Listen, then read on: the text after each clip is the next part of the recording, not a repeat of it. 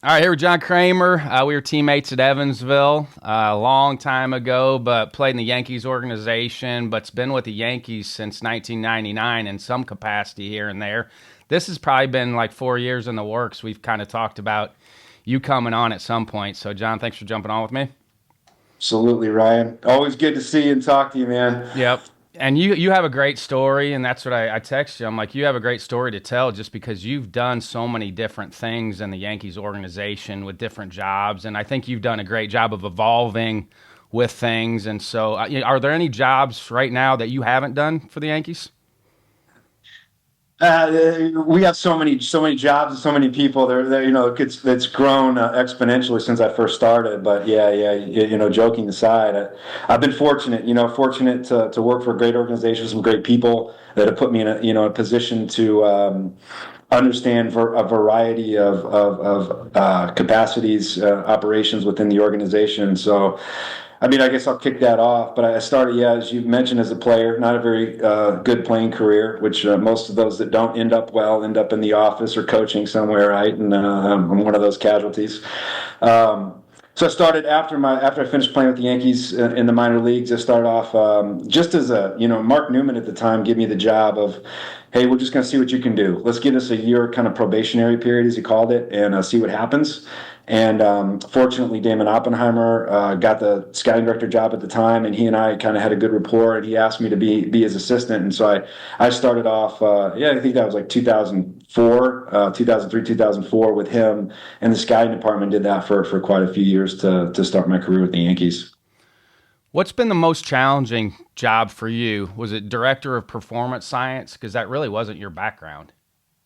Yeah. To hit that up, so start out in amateur scouting, and then evolved into kind of a hybrid player development role where my job was to try to help integrate the analytics with the player development folks, and I think that was okay. I think I was probably not great at that at the time. It was a transitionary period for many organizations. It was a number of years ago as teams were evolving that space, and so it was challenging. And then at that time, Brian Cashman had reshuffled some operations within the Yankees and put me in the performance science director of performance science, which was a challenging role in that it was new.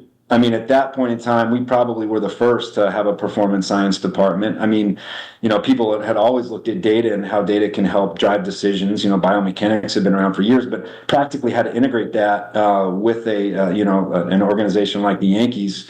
I don't know that had been done at the time. And then so here's a person whose background is not in biomechanics, not in the kinesiology or that space, which I was fortunate really that Brian gave me the chance to start this department. And I think my first introduction to the staff, I told them, I said, look, if I'm any good at this job, I'm not going to be doing it in 3 years. And that's kind of exactly what happened. I mean, for one reason or another, but we were, given the go ahead by Hal and by Brian to hire some folks. And we brought in David Whiteside, who you had on as a guest. And he's taken us to a whole nother level. So I think like my skill set at that time, I was good at understanding the architecture and maybe what the layout should look like.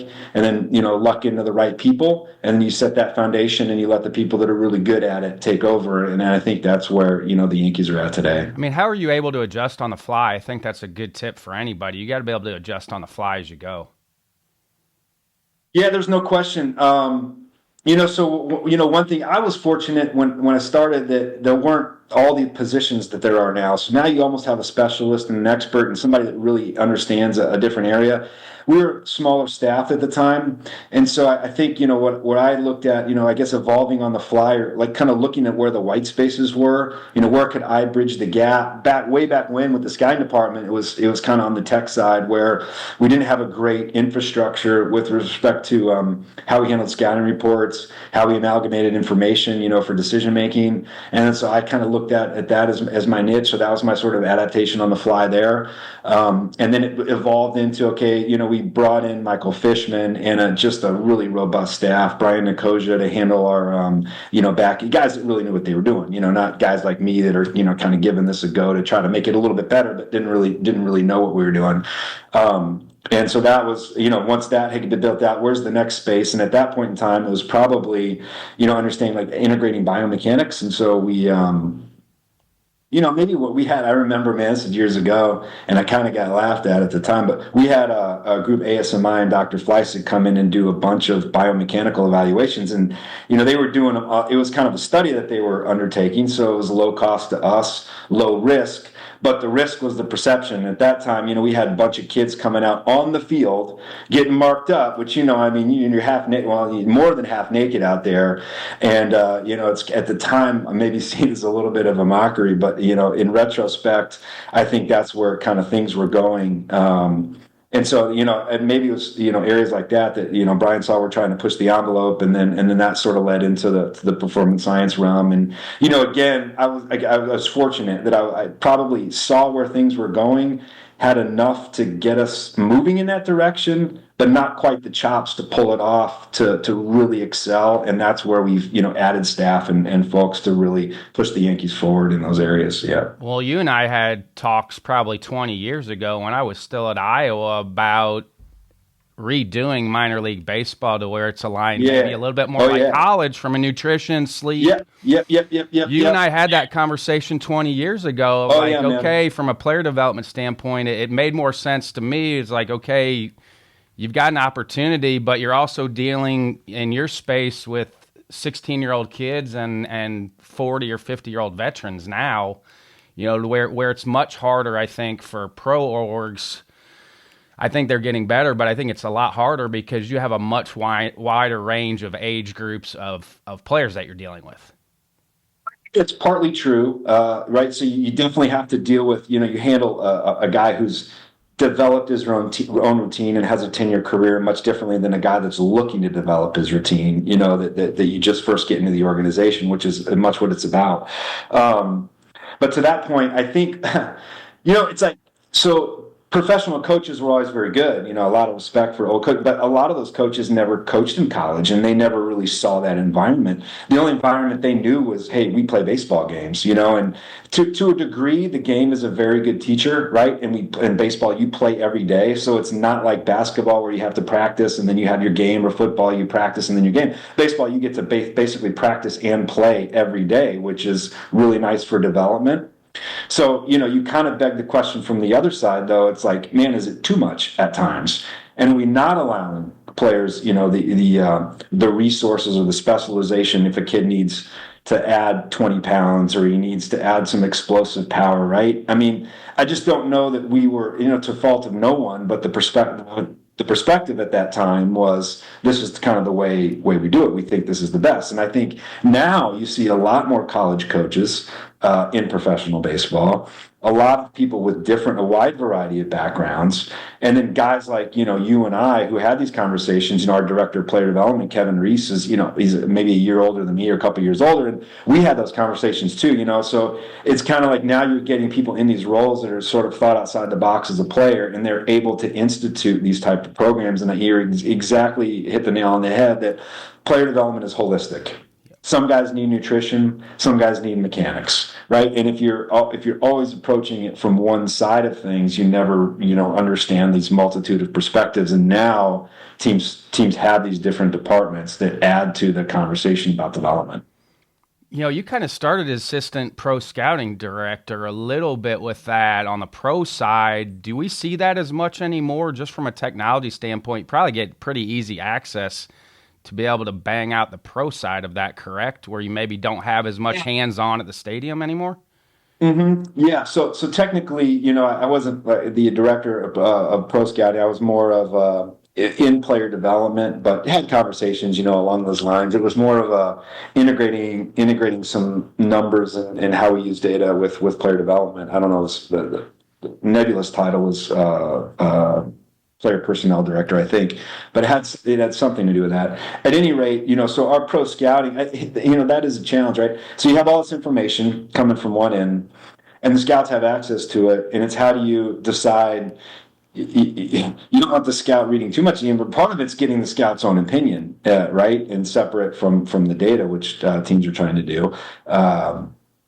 So yes, the answer to that question is all teams have tons of data coming in, TrackMan, Hawkeye. I mean, all the stuff that's involved right now in the pro side. And so, I don't deal with that currently, but I can tell you that our pro scouting director is very tied in with the analytics folks, and it's really important for those guys to have conversations about. I mean, we're obviously going to use the data, but at what point do you apply more to the data? At what point do you apply more to the scout? How do you integrate the two? I mean, that's the kind of the special sauce. I think that the good teams do well that lead to good decisions. But there's certainly not a lack of information out there. Do you think Hawkeye has probably been the biggest impact recently on evaluation? I mean, that's a good question. Probably a good question that I can't answer necessarily, because I don't use that personally for decision making. That'd be more along the lines of what a pro scouting director. I know it's used. I know we have the folks that can interpret that data. I know that there's also it's like it's hard, right? There, Hawkeye's capturing biomechanical data in game from cameras, which is that's a big leap from the gold standard of collecting it in a lab with the dots and with the Vicon cameras, et cetera.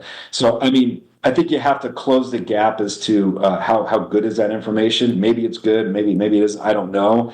And then once you get it and you realize that it's good, then what do you? Because basically they're recording one data point.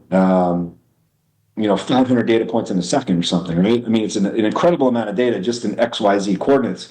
And so it's important how you take that information and then what you decide to create as your output variables. So there's different models that all kinds of people are coming up with. And, again, I kind of understand it in a big picture sense, but as far as what we're doing, we have some really masterminds that are digging into that. So I can't say that it's the most impactful, but I guarantee you that type of computer vision, accessing that sort of information, if it's reliable in games, is what all teams are striving to interpret. Yep.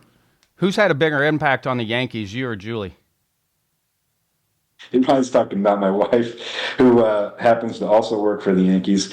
I think there's no question that she has, because what drives all businesses is revenue, and Julie's position is sales and trying to create revenue. So maybe John's a nice guy, but I don't know if John really has any value to us or not. But she's got the more tangible value for sure. Yeah, definitely a better athlete in college, but no, for sure. And you don't. The thing about you don't talk well about yourself, but you are a good pitcher. You are.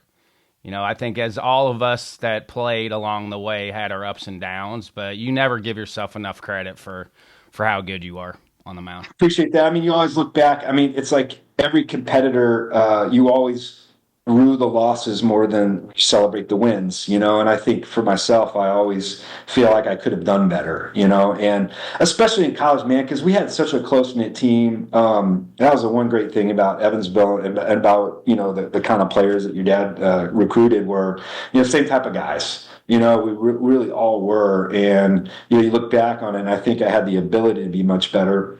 And you ask yourself reasons why. And I guess the fun part now is like diagnosing the TrackMan and seeing what plays. I probably would go at things a little bit differently, as a player. And I think some players had the natural feel to figure some of that stuff out, perhaps, and maybe others didn't. Because I was the guy that threw pretty hard, had a decent breaking ball, but never threw enough strikes.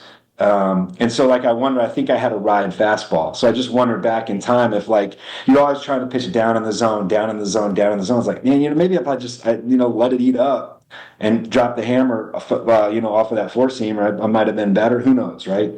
And then the other thing is, if your fastball doesn't play now, we just tell you, and you got a good breaking ball, we just tell you throw more breaking balls.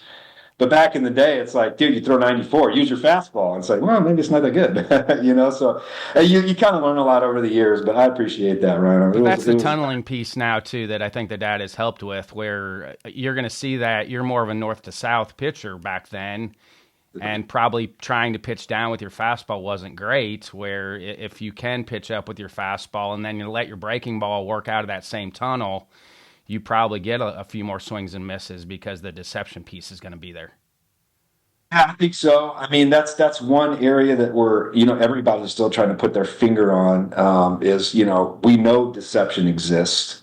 I believe, I can't speak for other people, but I can say my own belief. I do believe that there is some sort of tunneling effect to the baseball. Now, whether that tunneling is the pitches playing off one another or the tunneling is creating an expectation in the hitter's mind and the pitch deviates off that, it could be movement, it could be speed, right? But the longer that you have to make the hitter, you force the hitter to be uncertain about what decision they're going to have to make, the better off your pitches are going to be, right? I mean, you can call it whatever word you want, but that's essentially what you're trying to do is whether I'm keeping the flight path similar between two pitches and forcing his late decision, or I'm creating some sort of movement that's different than what he expects. You're trying to create something that the hitter can't. I mean, like the old school coaches say, you're disrupting timing, you're disrupting rhythm, you're trying to deceive the hitter. I mean, that's what it's all about. At what point in the minors were you like, this is probably not going to happen for me? Man, like so my last year they dropped me down. One of our pitching coaches, great mentor of mine, Greg Pavlik, he's like, man, you got a good arm. He's like, let's try something different here. So the end of before my actual last year, they dropped me down about a 3/4, and I don't know why, but I threw strikes and I had a really good two seamer, and you just like I could fill up the zone and so I ended up having a lot of success that year. It was only in like 10 innings, but it was pretty good. Got promoted. And as I come back the next spring, I worked my ass off. I'm like, man, maybe got something here. Worked my ass off, came back the next year. And so I remember I'd lost some weight. I came back my first outing in Tampa in spring training and struck out the side. And I was like, shit, man, I got it, right? So I go ask the guy, what's my velo? And he's like, I was 83. I'm like, 83? What are you talking about? I was throwing like 93 last year from here.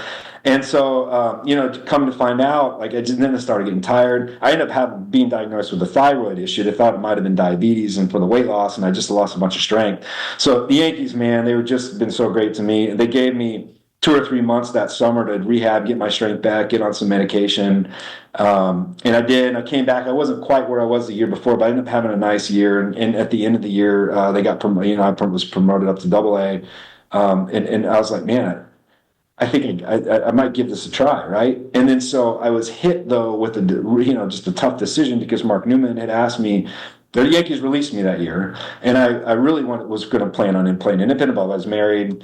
My wife at the time was working for the Yankees, and Mark Newman had asked me. He said, "Hey, we think you might be good at this office thing. You want to give it a try?" And I'm just like, I don't know. You kind of like that's another dream too, right? So.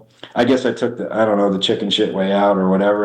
I mean, sometimes I regret that though, not like just seeing where it would have gone. So to answer, long-winded answer to your question, like, I feel like I still could have done it, but I was presented with such a good opportunity that I felt like I had to take it. Yeah. And you're rehab coordinator now.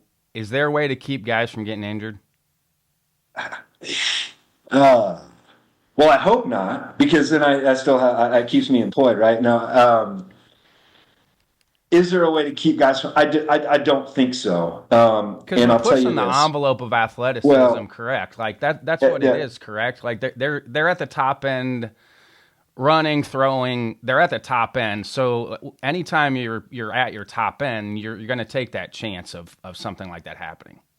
In my analogy is like a race car, right? I mean, great race car drivers, they're going to wreck. The best ones stay in the race more often than not and win it, but they're still going to have accidents. There's still risk. And it's because you're trying to push a car to its absolute limits. And, we know that we're doing the same thing with the elbow, with all of the studies and, the shoulder and everything else that goes on. And I think teams are rightly focused on how to offset and mitigate that risk, but at the same time, like if you're not pushing the envelope, like velocity is a deal. I mean, we can all say that. I read, you see the blogs and guys will, opine from time to time about, well, what happened to the old pitcher and he take velocity. I mean, at the end of the day, like it's important. It makes everything better if you throw harder. And so everybody's searching for it. The key is to search for it in a way such that you can, do it efficiently in an efficient sense in your delivery, that you can maintain command and that you can maintain shape to make the shapes to make your pitches better. So I don't think that we'll ever see an end to injuries. I think that what we can do and what we feel like we do well with the Yankees, We got a great program in place, some really great people on the training side. And Ben Buck is one of our pitching coordinators that has kind of overseen the workload under Sam, and he's done a nice job with that. And so, I feel like there's some areas in workload management and collaboration across departments that really set the tone for keeping pitchers as healthy as long as you can. But are we going to eliminate injuries? No, the answer is no to that. We can't prevent them. We can offset them, and maybe in some cases prevent them, but not in all cases. How much has the protocol changed over the years for getting guys back? A lot, a lot. What are the biggest differences? Because I think that old Tommy John model, there was a lot of throws, and I mean, you can speak to that or not, because I know you probably have some things you can say or can't say. Yeah. But it just seemed to me when they would send that protocol with players, I'm like, this just doesn't make a lot of sense to me how they're trying to get guys back. Yeah, so I mean, in general, like I can give you like a general framework description for how you might go about it, and what I think makes sense. You think about like it seemed crazy to me that we would see some of these programs where guys are getting up to like 75 throws at 90 feet, and like you gotta ask yourself like why? What do you do? What are you trying? I guess the end goal is what are you trying to get to? You're trying to get a pitcher back to the point where they can throw a first bullpen at some level of intensity, and then pile workload on top of that in a safe and gradual manner. Okay, so if that's the end goal, to get them to the point where they're throwing, a side session of let's say 15 pitches to start, and then you have 5 or 6 pitches they usually get loose. So we're throwing 20 pitches off the mound at a certain intensity. And then prior to that, they're probably going to throw, it depends on the pitcher, between 30 and 40 throws in a catch play to get loose, to get on the mound. And so that's your end goal. That's probably at the high end, 70 throws, total. And 20 of those or 15 of those with higher intensity. Maybe they get to 5 on the flat ground that has some level of intensity to it, and the others are kind of utilized to get loose and build themselves up towards those intense throws. So I guess I just asked myself the question, like, why would we be putting a guy at a large, making 75 throws from a distance they never would, which we know is somewhat related to intensity? You're not asking him to do what the goal is, and that's to get him to the mound that you can build in a gradual, safe manner. And that's kind of how we stepwise, our programs is like, let's build the volume first to the point where we think that they're going to need when they get to that higher intent mark. And then once you build the volume, you start to look at the frequency of throwing. If we want them to get to 2 sides in a week, now we're going to have to, every program starts out 3 days a week. And then you move into accumulating some more frequency with respect to that volume that you've built in a less frequent manner. And then once you get those 2 factors coupled together, you start to add some intensity on top of the volume and the frequency that you've built. And essentially that's, I think, how the programs evolve for us. With healthy guys, it seems like that almost a lot of guys don't really shut down a whole lot anymore, do they? I mean, that's sort of, I guess, a personal preference, right? Again, right? I mean, we don't know what the right. I talk about some of these summer programs, in a general sense, like we don't know that that's right either. It makes some sense that we've had some success with the way we've done it, I think. But yes, I mean, personally, I would be more of an advocate to shut down less time and to start, throwing or not stop throwing and just move your arm. Right? I mean, it doesn't. So, I throw a lot as a rehab pitching coach. I mean, sometimes up to 400 throws in a day, maybe even. And my arm's still attached. I haven't had surgery, but I throw, 55 to 62 miles an hour. And so at some level, right, I mean, even if a pitcher's throwing 20, 25, 30 pitches, 60 miles an hour, 55, hopefully, if they have something to monitor that or they're good internal monitors, those throws aren't really, they're not reaching a point where they're doing a whole lot to the pitcher other than, I think maybe there's a neurological component to like, okay, I'm moving this, you're breaking up the tissue a little bit. It's like a nice, almost like they would do a fascial release or something. They're just getting their arm motion and loosening up the muscles a little bit. So I would be more of an advocate of pitchers continuing to throw in the off season. But just be smart about it. And you've got younger. I mean, your kids are getting older now. Any differences for youth baseball that you would you would pick? Jeez. Boy, that's a big topic. So my son, he played travel ball, 11 and 12, and he couldn't hit. He stunk. So he would pitch the first, he didn't throw hard, but he threw strikes. He pitched the first game, and he'd sit for the rest of the weekend. He's like, I don't know about baseball, Dad. So he played soccer, and he runs around. He loves to run, so he runs all the time. So now he's just doing soccer. So I've been out of the youth baseball scene, unfortunately, for probably the last 4 or 5 years. When I was in it and what I know of it, it's just really the answer at that level is like tracking the throws to if you had a parent and they can't buy catapults or the Motus sleeve. The Motus sleeve is a great tool, and maybe it's the Driveline Pulse or whatever it's called now. These workload monitoring devices are great, but they take some labor. Somebody's got to set up the app. Somebody's got to sync the throws afterwards, And so if I were giving advice to parents or coaches at the youth level, I would just count your throws. Have the kid maybe give you a self-score of intensity or something, or you track the distance and just track his throws so you know what he's doing. And then the parents, if the kid's playing on multiple teams, then they're responsible for tracking the throws. And then you look back in time and say, I threw 60 throws or 600 throws this week, but I threw 2,000 throws in the next week. Well, that's probably not a good idea, right? I mean, you're getting a major workload spike there. Or I threw 2,000 throws, and the next week I only threw 500. You're getting, kind of these deficits. So when you're in season, you want to make sure that, again, it's a gradual build and you're doing things, appropriate, which is taking into account, I think, the number of throws you make. So that's what I think the youth coaches probably should do. It'd be easy enough to do for him, but if the coach just had for his team kind of his own counter for what these kids are doing from a throwing standpoint, that would go a long way. Just start simple. And you mentioned David Whiteside, which it's still one of my favorite episodes. For anybody that hasn't listened to that episode with David, go back and listen to it, because he was teaching me things left and right. And how has, you probably can't speak to it a whole lot, but how has he evolved with you all? Because he's been with you guys for a long time now. He has. Do you remember the first when he was? I can't. Was right was around it like COVID time?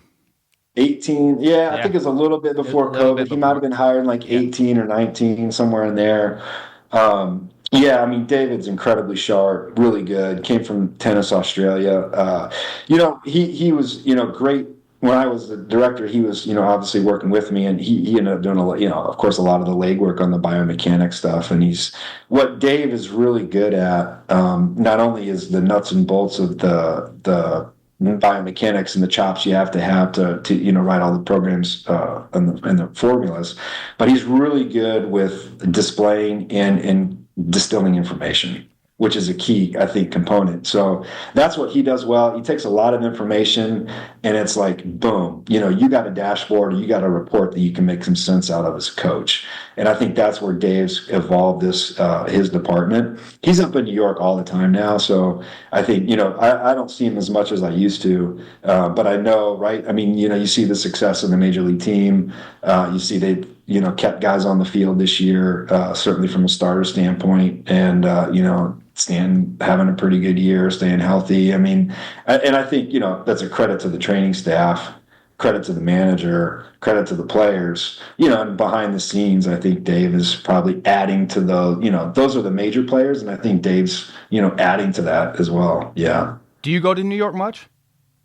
Used to. I don't anymore. Yeah. Yeah. We got, Sam, my boss, Sam Breen, who came from Driveline. I don't know if you had Sam on, but, he's a star. He goes to New York and kind of carries a torch for the pitching department. He's really good. The players up there like him a bunch, So I'm kind of, yeah.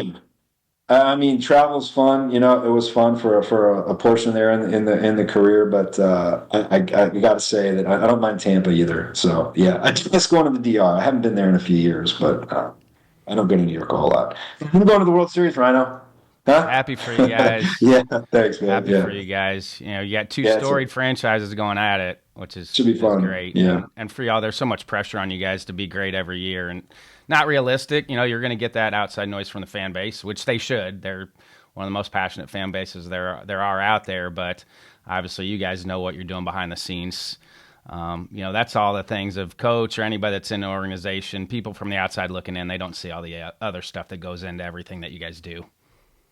No, they don't. I mean, yeah, like you said, geez, the expectation on the Yankees is tremendous, but you have two really good leaders in Hal and Cash that, kind of take the heat and weather the storm for everybody else. And then behind the scenes, what I guess I would want the fans to know is the amount of investment that, Hal and Cash have made in personnel, players. It's not, you can go out and Taking sign care the of big guys. scouts. Yeah, man, exactly. We probably You have the talk to largest the scouting scouts, staffs. guys and I have friends that weren't Yeah. with the Yankees that are with the Yankees now, and they are like they take care of us better than anybody else does.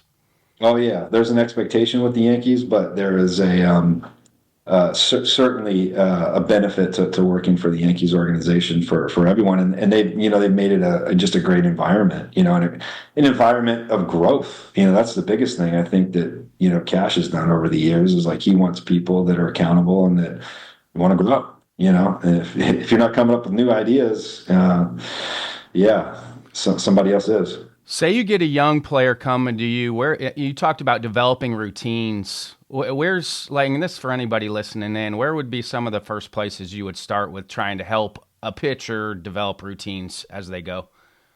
Teacher, I think any athlete, right? I mean, the game has changed so much from, when we played, you go out, you got your group stretch, and basically you're talking about what you did, but not the night before, and you got a couple half-ass, hamstring, exercises or whatever, do a couple jogs, and you go play baseball. Now, there's been the bleeding of the kind of on field with the strength staff and the training room. So the players really, it's their task to kind of figure out and take from the trainers, the PTs, and the strength staff what puts me in a good position every day, that loosens me up in a way such that it coordinates with my throwing or my hitting or my running, whatever it may be, and to start my day. And that process sometimes can take upwards of an hour for some of our guys. Like now we got kids in the off season and, it's like 9:30 you can come in, but I know that they won't be out there until 10:30, 10:45 to throw because of their pre-routines. So that's one.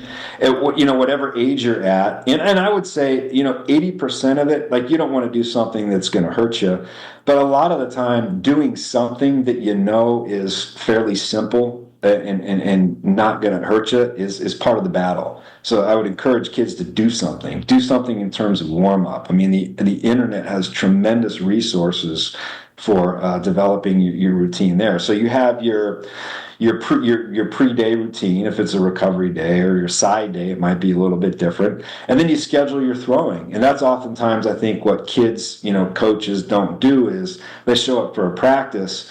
You got to put a lot of time into it, and you should put time into what that throwing program looks like. How many throws am I going to make? What's my focus? What's my intent for the day? Those are big things to establish as a young kid, and that transcends all sports. My daughter plays tennis, and that's the same thing we want to do with her. You want to warm up. What's your serve routine look like that makes you feel like you can, create some kick? What's your, routine that gets you when your strokes get away from you that kind of gets you back? And so I would say there's the warm-up routine, then there's kind of the pre-throwing routine, which may, include plyos or some other things, and then you get to throwing. But being intentful about what you do is a big deal. And then obviously, nutrition aspects, what recovery. If I had a tough day, I'm going to want to have maybe a little different recovery modality than, an easy day. But taking into account the nutrition and the sleep that goes into that as well. Yeah, that's the routine, and then how do you separate the baseball? There's the baseball person from the person, and I think the mental side. The Yankees are fortunate to have a tremendous mental condition department, but they help the guys with that as well.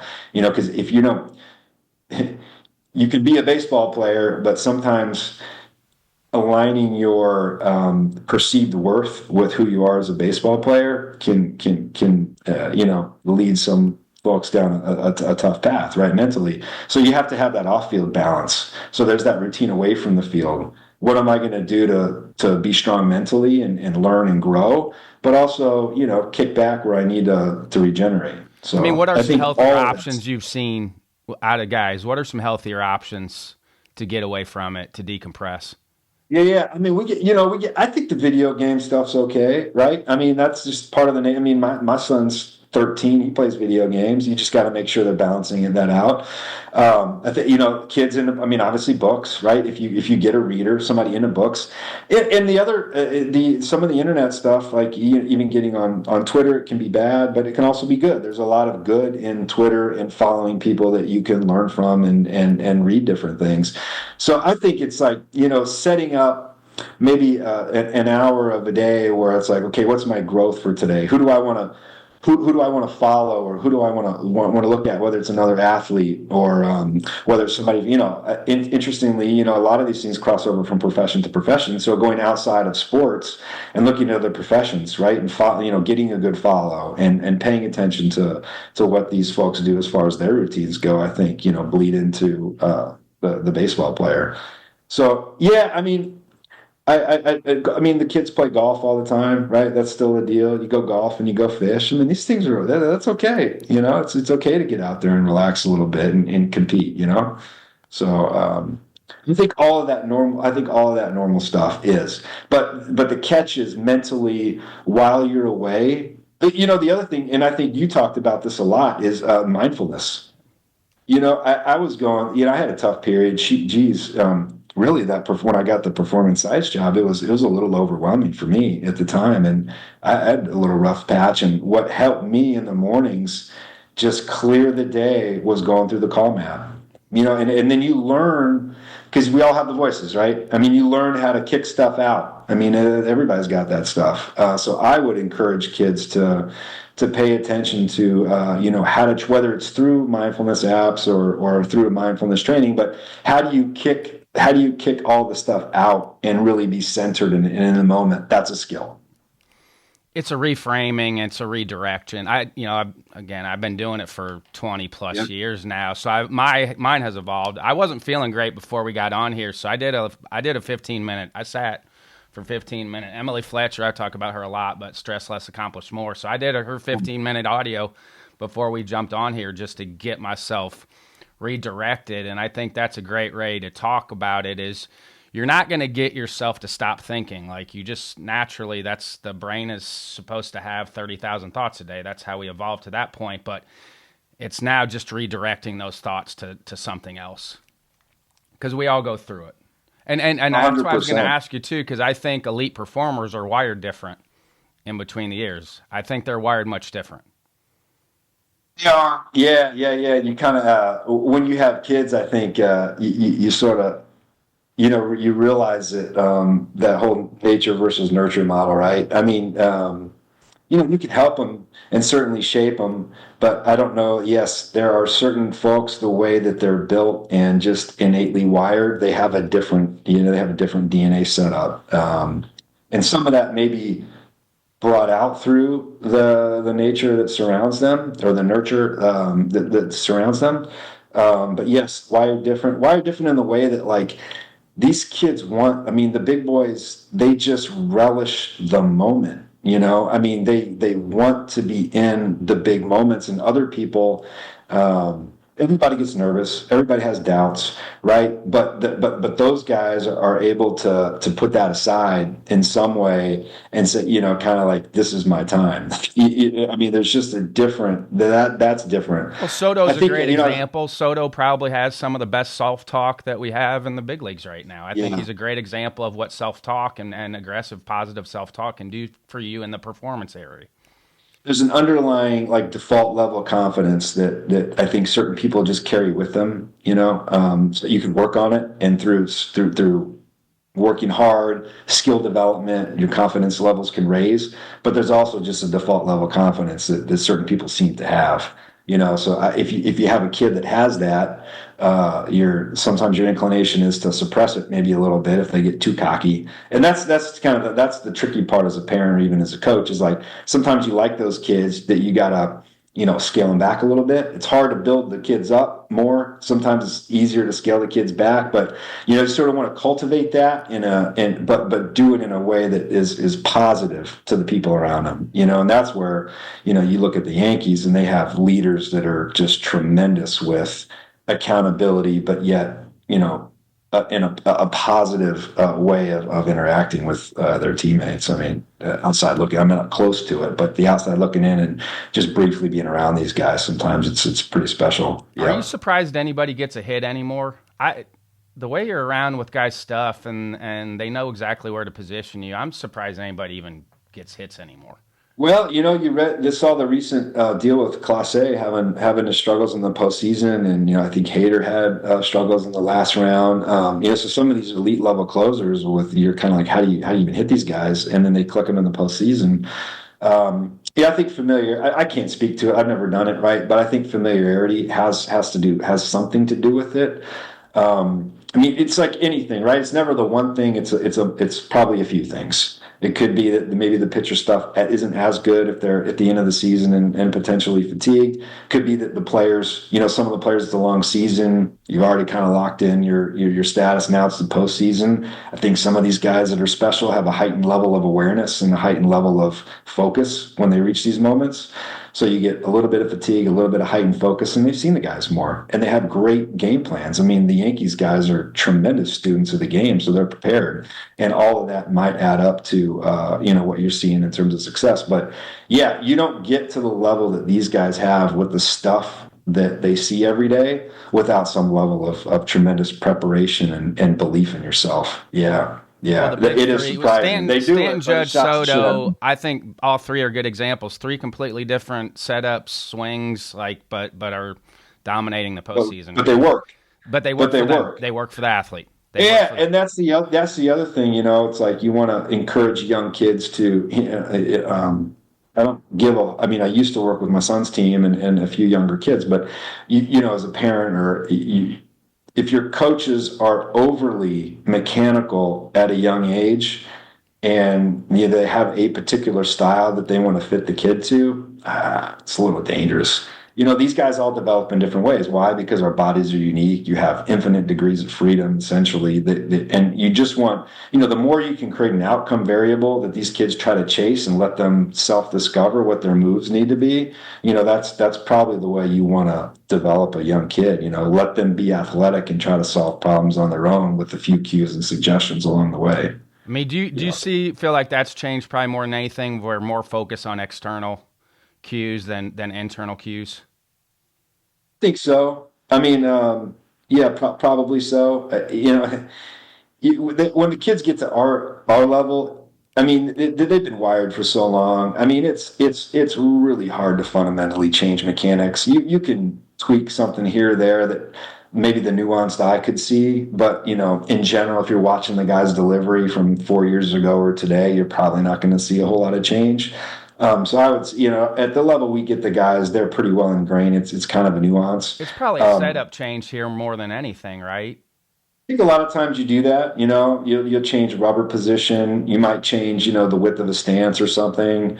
You might change where they start their hands. You might change, things. Yeah, I mean, right? What least invasive action gives us the biggest output? That's what we're all searching for. That's what we're all searching for. Yep. Who Yep. helped Luke Weaver find his changeup? Oh man, I'll tell you what, you got to give a ton of credit. This is where the analytics and the coaches, really combine forces well. And I think, I mean, I'm biased, but I think the Yankees do it probably better than anyone. But again, like it's not my place to talk or say specifically any of those things. I can just only tell you that Matt Blake and Desi Druschel and Harkey and the folks in the analytics department with us in New York communicate really well, So it's like Michael Fishman and David Grabner and his team are the best in the business, and that's I think. And then you have Luke Weaver, right? Who's like you watch Luke Weaver, he knows what he's doing. I mean, so sometimes it's like making a suggestion to a player that's got elite level aptitude, and they can figure things out themselves in some way. So probably a multitude. Again, It's my maybe only favorite one pitch thing, in baseball but right now. nasty, and It's he's my got a favorite damn good pitch in heater to baseball, go and I with love the it. changeup anyway. But it's my favorite Yeah, pitch to watch. Just yeah, when you see a ball do that, you just know how special that is and how hard it is to hit that pitch. That's just yeah. it's a Well, it's piece of like art. Canely. It's a piece of art. Like when a guy can make a ball do that, it's a piece of art. It's art. Yeah, like Tommy Canely. Tommy Canely can tell these guys his changeup is coming, and they still can't hit it. I mean, it's like, okay, it's a pretty good changeup. Yeah, he's got a nasty one. Some of these guys too, like playing catch with a lot of these guys, it's fun. But I'll tell you, I'm better at it now because I've seen so many of them over the years. But boy, some of these guys, it's scary to death catching their, because it's a slider, change up, and you haven't seen it before, and you're catching a big league guy. You might, the average person's going to whiff it. I mean, that's the action on some of these pitches. They just disappear at the bottom. Yeah, Do you have to put gear on now? thankfully, I thankfully, never got to that point. I would yeah, catch guys, I'd catch their flat grounds, I'd catch their bullpens, and I was like, I yeah, refuse. I yeah, refuse to put gear on. If I get hit, yeah. I get hit. I'll jump out of the way if I need to, but I refused to put gear on. Yeah. I've gotten back there a few times, but I try to stay away from that. I'm getting close to 50 here, so it's like, yeah. Do you have a fail forward moment? Everybody's got to answer this one. So something you thought was going to sidetrack you, but looking back now, it helped you move forward. Fail forward moment for me. Um, I guess it was probably the fact that I didn't end up being a very good player. Failed as a player and then forwarded luckily into the kind of the front office and or back office or whatever, and have seen that evolve over time. That's evolved for me over time. As far as like within the role, I mean, I made plenty of mistakes, along the way. I think one thing early on in the rehab process, I would get really giddy about guys throwing hard early, and they look good and they tell me, oh man, I'm recovering well, I'm doing great. And it's like, and we had a one guy I can remember in particular that, just like didn't go well, So I think the fail forward in that sense is like, it's really opened my eyes to how to progress guys. It's like, you have to know in the rehab process, when is the right time to push. And there's really no guide for it. I mean, we've had guys come back. We had one guy recently who came back, and this is rare in this day and age, but he was in a game in 12 months and had no setbacks and didn't get hurt. We've also had guys who've taken 18 months, or some guys that had even have to redo surgery. So you have like that fail forward moment told me that all these guys are unique, but be really careful when they start to go early in the process. We have all these like demarcation points in the rehab, and at those junctures, you really got to be cognizant of what their intensity levels are and how they're responding. Yeah. Yeah, and I was going to ask you that. It's still around 18 months, isn't it? Even though I would say we surgery's aim gotten for. better, the protocols have gotten better, it's still kind of around that 18-month period for a It lot of depends. guys. I mean, I feel pretty confident when most of our guys, 14, 15 is where we'll be. Yep. And then we'll occasionally get one on a little bit in front of that, and we'll occasionally get one a little bit behind. But I would say with us, the average is 14 to 15. Yep. Have your daily habits and routines developed over time? You and I mean, I'm already 50. You're pushing 50. Do you have any Yeah. daily habits or routines you've developed over time you feel like help? Yeah, diet, man. I mean, that's been the number one thing for me, and I probably wouldn't have ever changed if I didn't get the job in performance science. But when I had to, think about hiring a nutritionist, talk to kids about the importance of eating, and I'm like, am I doing this? I'm not, right? So, and then you learn a lot, right? You just learn that, I mean, if you want to lose weight or maintain your weight, it's a simple formula. It's not just go eat organic food and you're going to be healthy, right? You still have to worry about your caloric intake, what are my expenditures, and you kind of get more into that.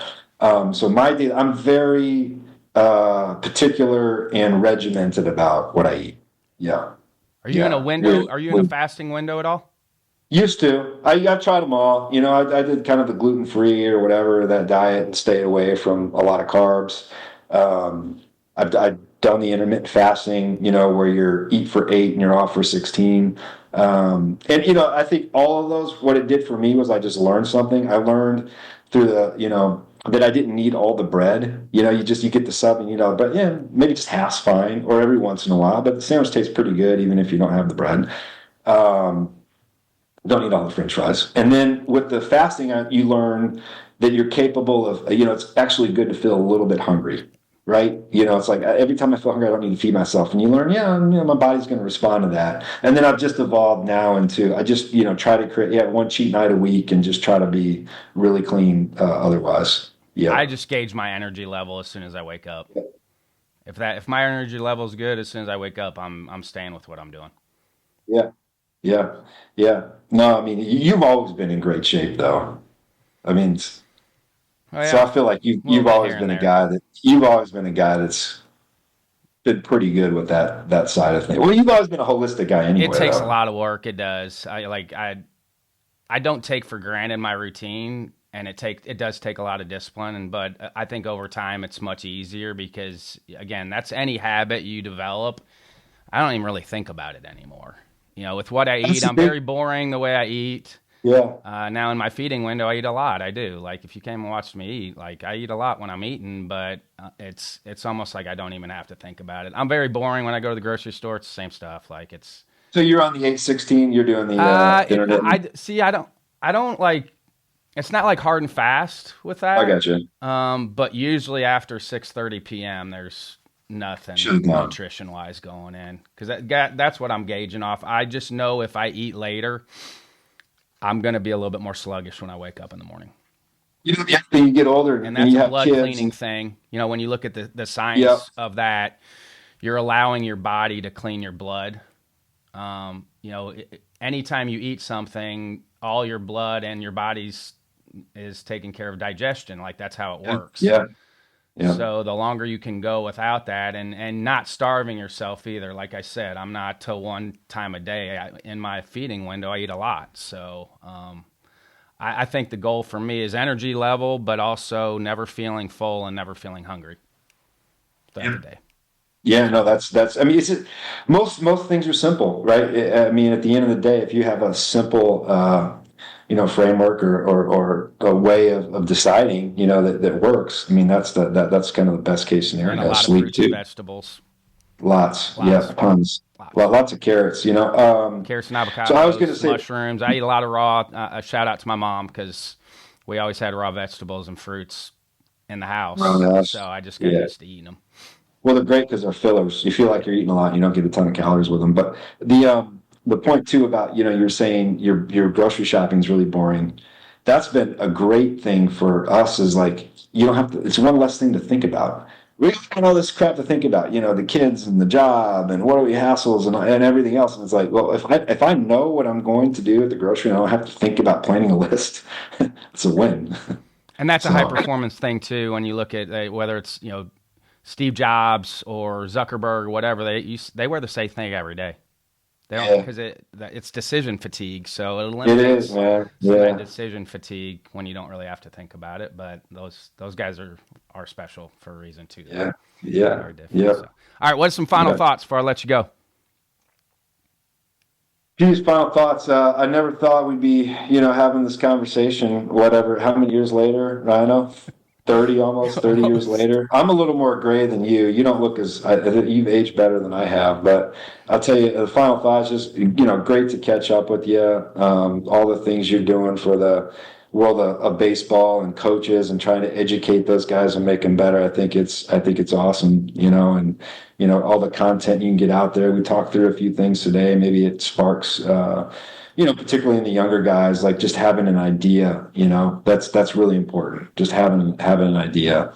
And it's fortunate. I think the last thing I'll say is I think everybody that just how fortunate people should be for the situations they're in. And I say that as, being very, you talk about the different experiences or whatever that I've had, and it's really been nothing that I've done, but I've been in a great organization and kind of got lucky, to be honest with you. And there's no magic for that. So That and that's really it. be a good teammate. I tell people that all That's the time. I important. tell players that. I speak at youth clinics. I'm like, that's one of my go tos every time that they want me to talk is reminding kids to be good teammates. Yeah. Because you don't Yeah. think Yeah. about it at the time, but if you weren't a good teammate, there's no way you and I are talking right now. If I wasn't a good teammate to you, there's no That's right. way you and I are talking right now. There's no chance. Well, and here's the last point, right? Sometimes being a good teammate means getting in somebody's, what, right? And I remember in Northern Iowa when you came and you grabbed me in the dugout, and I was probably jacking something up, or I screwed up a PFP or something, whatever it was, right, that I did, and you got me, man. I jumped back at you, but I think that's like So, and that's the one great thing about Sam and the Yankees is I don't always agree with him, and we don't always agree in our room, but we know that everybody's got the same intent. We know that, our love for the organization and what we're all trying to collectively do trumps any one of us. And that's the big thing. So sometimes being a great teammate means support, and sometimes being a great teammate means like you're gonna call a guy out, or you're gonna tell him what you think. That's a And love I think thing. that's Like if you that's really love important. somebody, you're going to be honest with them. Like it doesn't always 100%. feel good, but if you love somebody, you're going to be honest with them. And I always felt like the position players and the pitchers needed to be that accountability for each other because I think it's just harder. Like if a pitcher goes after a pitcher or a position player goes after a position player, I think it's easier because it's not the same positions. Like Kyle Ritter, people don't know who Kyle Ritter is, but he was my college roommate. He's a doctor now, but he was my guy at Evansville. Like when I needed it, when I needed somebody to get on me, it was Kyle because he was a pitcher. And I think that cross works better in a team setting. Agreed. Yeah. All Agreed. right. Love you. Glad you're safe. You too, From the Rhino. weather. Tell Julie I said what's up. We're trying All to right, get a man. baseball soccer alum weekend going in April, so Oh, hopefully we all can that, get back that would together. be that would be awesome. Yeah. Yeah, we Yeah. definitely make an appearance for that one. Awesome. All right. All right, buddy. Appreciate you, Tell sir. everybody how. Tell Tim JV I said hey too. Okay. All right, Rhino.